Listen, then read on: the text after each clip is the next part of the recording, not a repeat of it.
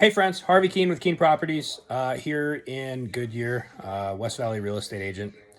Hey, I wanted to do a follow-up video after the 30-minute video I posted earlier regarding interest rates, why they are where they are and why they were so low for so long, and what caused them to drop and stay low, which was quantitative easing. And so the trouble sometimes with just hitting the record button and then just talking and speaking off the cuff and just kind of saying what's on my mind, sometimes I leave things out that I wanted to say. I don't really have a syllabus to follow on these videos. I probably should make some bullet points, things that I want to talk about, and make sure I cover all my bases. But, I'm just kind of speaking my mind and just talking. And so I left some things out that I wanted to mention. And also, the trouble with just hitting record and talking, sometimes I misspeak. And so one of the things that I said that I was saying the purchaser of mortgage-backed securities during the phases of quantitative easing was the Federal Treasury. It's actually the Federal Reserve. Federal Reserve is actually the purchaser of those securities. So if you'll recall, quantitative easing is when the Federal Reserve buys assets. In the case of the mortgage interest rate environment, what pressed rates lower from 2010 to 2022, quantitative easing, the Federal Reserve was buying not only United States Treasuries, but they were they were basically the only purchaser of mortgage-backed securities for much of that time. And so what the Federal Reserve was doing during this time when they were propping up the mortgage market, they were printing dollars. So they're basically creating money out of thin air, and in doing so, they're running up the national debt, right? So I think the national debt right now is like $35 trillion, something like that. So that's why this is so inflationary. So it's not like they're just taking our tax dollars, or it's not like they have money in the bank and then they're just using that to make sound investments.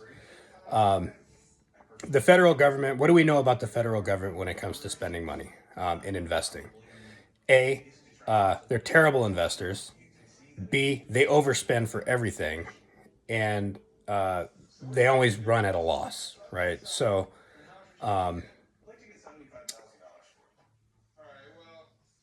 over the course of 4 iterations of quantitative easing, where the Federal Reserve was purchasing these mortgage-backed securities, which artificially took rates from 6.5% before the financial crisis, the 2008 financial crisis, took rates from 6.5% down to a low of like 2.75 or below 3, like 2021, 2022, until they stopped quantitative easing. They stopped buying mortgage-backed securities March of 2022.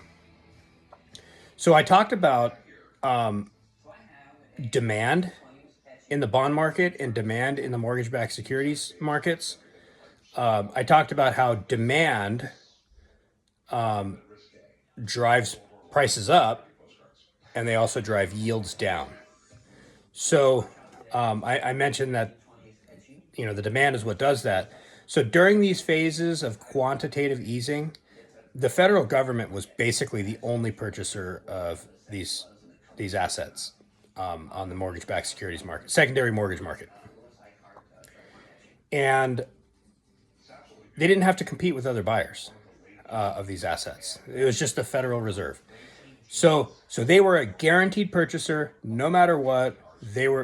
So they created this artificial demand because they were there to do it, to prop up the market. And part of their strategy was to do it so they could drop rates artificially, stimulate the economy. So anytime there's like a guaranteed purchaser of anything, regardless of the cost, that doesn't make any sense. So buying those bonds, those mortgage-backed securities, because they were the guaranteed purchaser no matter what, they actually drove the prices of those assets up, and then driving the return on investment down. So terrible investment on behalf of the Federal Reserve. They were using printed dollars to do it. So they were inflating our money supply, and they were basically increasing the national debt, running deficits, just terrible monetary policy. Over the course of those 4 iterations of quantitative easing, the holdings of those mortgage-backed securities by the Federal Reserve reached a high of $2.7 trillion. So to give you an idea, I mean, United States gross domestic product, the GDP, I think is like $27 trillion. So it was like 10% of GDP is what they were holding on their balance sheets. And keep in mind, all of these holdings were paying them a low rate of return, like 3 to 5%. And when and that's the holdings of those mortgage-backed securities, the 2.7 trillion. That's straight from the Federal Reserve Economic Data website. So it's public knowledge, and it's published by the Federal Reserve. So when they decided to start quantitative tightening, May of 2022, that's not only did they stop buying mortgage-backed securities and propping up the market, they started offloading their balance sheets of these low-paying investment instruments, 3 to 5% mortgages. They started selling those into the open market to private investment funds and such. And like I said in the prior video, private money, they don't want a low rate of return. Like professional investors, they like 2 things: a good rate of return and buying stuff on the cheap. So when they started tightening, unloading those mortgage-backed securities off their balance sheets, that forced our mortgage rates to go up, because now it's private money that's investing in the secondary mortgage market. Since May of 2022, check this out. Quantitative tightening. You want to guess how much they've sold off? Only about, looks like $500 billion. So their holdings now, as of January of 2025, the Federal Reserve is still holding $2.25 trillion of mortgage debt that they're still trying to sell into, and I'm sure they're doing it in batches, but they're still selling it into the mortgage market, secondary mortgage market, or into, to private investors at a deep discount, like selling them for 60 cents on the dollar so that somebody will buy them. That's what's going to keep our mortgage rates high, because it's either those investment houses or hedge funds or sovereign wealth funds or pension funds or whoever's buying them. It's either buy those low-paying investments from the Federal Reserve at a discount, or buy them on the secondary mortgage market, which is the mortgages that we're taking out at a better rate of return. Today it's 7%. So which one is it? So that's what's going to keep we as consumers in the open market. We want private investment in the secondary mortgage market, because we don't want the government buying those assets, even though, yes, that will drop our rates. If the government does another phase of quantitative easing, rates will drop, but inflation will boom, even more so, because quantitative easing is a very inflationary monetary policy by the Federal Reserve. So if you hear anything like in the coming years, Trump pressing the Federal Reserve to buy bonds or let's get those interest rates down, we don't want to hear that. That's not what we want. We do not want quantitative easing. We do not want the Federal Reserve getting involved in the private free market. they still have to offload 2.25 trillion off their balance sheets. So this is why rates will not drop back down to 3 to 5%. And so to go back to quantitative easing and quantitative tightening, the Federal Reserve buying those things, and I mentioned like who's the worst investor like in the world, the United States federal government, the Federal Reserve.